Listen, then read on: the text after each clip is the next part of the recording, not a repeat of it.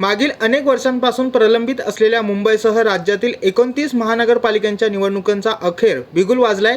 राज्य निवडणूक आयोगाने पत्रकार परिषद घेत महानगरपालिका निवडणुका कार्यक्रम जाहीर केला असून 15 जानेवारी 2026 रोजी मतदान तर 16 जानेवारी 2026 रोजी मतमोजणी होणार आहे। आजपासून सर्व महानगरपालिकांमध्ये आचारसंहिता लागू करण्यात आल्याची माहिती निवडणूक आयुक्त दिनेश वाघमारे यांनी दिली आहे। निवडणूक कार्यक्रम कसा असेल पाहूयात। 23 ते 30 डिसेंबर दरम्यान उमेदवारी अर्ज दाखल करता येणार आहे। 31 डिसेंबरला अर्जांची छाननी, 2 जानेवारी 2026 पर्यंत माघार, 3 जानेवारीला अंतिम उमेदवार यादी व चिन्ह वाटप, 15 जानेवारीला मतदान आणि 16 जानेवारीला निकाल जाहीर होणार आहे। राज्यातील 29 महानगरपालिकांसाठी एकूण 2869 जागांवर निवडणुका होणार असून यामध्ये 1442 जागा महिलांसाठी, 341 अनुसूचित जाती, 77 अनुसूचित जमाती तर 759 जागा नागरिकांच्या मागास प्रवर्गासाठी राखीव आहेत। या निवडणूक कार्यक्रमासाठी खर्चाची मर्यादाही जाहीर करण्यात आली असून अ वर्ग 15 लाख, ब वर्ग 13 लाख, क वर्ग 11 लाख, ड वर्ग 9 लाख रुपये खर्च मर्यादा निश्चित करण्यात आली आहे। आणि हा निवडणुकीचा कार्यक्रम बृहन्मुंबई महानगरपालिका आणि तसेच इतर महानगरपालिका या दोघांसाठी हा कार्यक्रम मी सांगतो आहे। नामनिर्देशन पत्र स्वीकारणे याचा कालावधी आहे 23 डिसेंबर ते 30 डिसेंबर 2025। 23 डिसेंबर ते 30 डिसेंबर 2025 नामनिर्देशन पत्र स्वीकारण्याचा कालावधी 23 डिसेंबर ते 30 डिसेंबर 2025।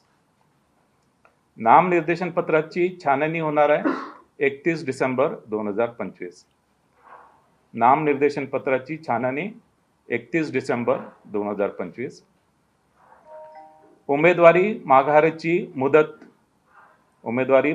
मुदत असणार आहे 2 जानेवारी 2026। उमेदवारी माघारीची मुदत 2 जानेवारी 2026। निवडणूक चिन्ह वाटप व अंतिम उमेदवारांची यादी। निवडणूक चिन्ह वाटप व अंतिम उमेदवारांची यादी 3 जानेवारी 2026। निवडणूक चिन्ह व अंतिम उमेदवारांची यादी 3 जानेवारी 2026। मतदानाचा दिनांक 15 जानेवारी 2026। मतदानाचा दिनांक 15 जानेवारी 2026। मतमोजणीचा दिनांक 16 जानेवारी 2026। मतमोजणीचा दिनांक 16 जानेवारी 2026।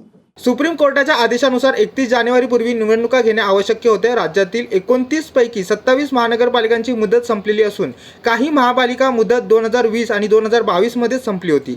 या निवडणुकीसाठी 3,48 लाखाहून अधिक मतदार मतदान करणार असून मुंबई पालिकेसाठी तब्बल 10,111 मतदार केंद्र असणार आहेत। मतदारांसाठी मताधिकार मोबाईल ॲपच्या माध्यमातून नाव, प्रभाग आणि मतदार केंद्राची माहिती मिळणार असून हे ॲप अँड्रॉइडवर उपलब्ध असून लवकरच iOS वरही येणार आहे। तसंच स्टार प्रचारकांची संख्या 20 वरून 40 करण्यात आली आहे। तर जात वैधता प्रमाणपत्र 6 महिन्यात सादर न केल्यास उमेदवारीही रद्द होणार आहे। महानगरपालिका निवडणुकीच्या घोषणेमुळे राज्यातील राजकीय वातावरण तापत असून येणाऱ्या काळात राजकीय हालचालींना वेग येण्याची शक्यता आहे। Bureau report, Janshakti, Mumbai.